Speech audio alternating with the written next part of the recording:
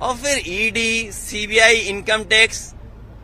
और गुजरात में अगर ये बात हम पूछें, गुजरात के लोग तो मैं जानता हूं, और खासकर उद्योगपति यहाँ के कई बार मुझे मिले हैं, वो कहते हैं कि अगर इनकम टैक्स का छापा उन पे ना पड़े तो उन्हें बड़ा बुरा लगता है। तो गुजरात के लोग तो इस बात को जानते हैं।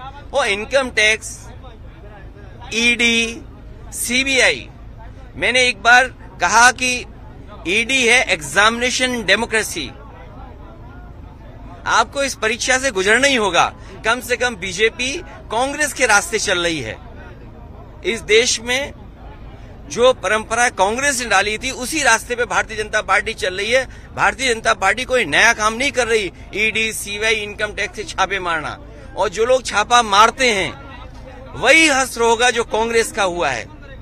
अगर आज ये छापा मार रहे हैं तो कल बीजेपी के भी नाम लेने वाले लोग नहीं बचेंगे।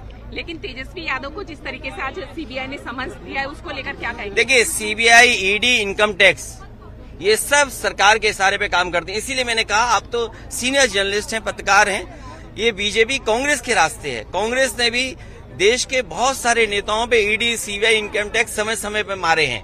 उसी रास्ते पर बीजेपी है। तो बीजेपी कौन सा नया काम कर रही है? अगर कांग्रेस आज जमीन पर पहुंच गई तो कल बीजेपी जमीन पर पहुंच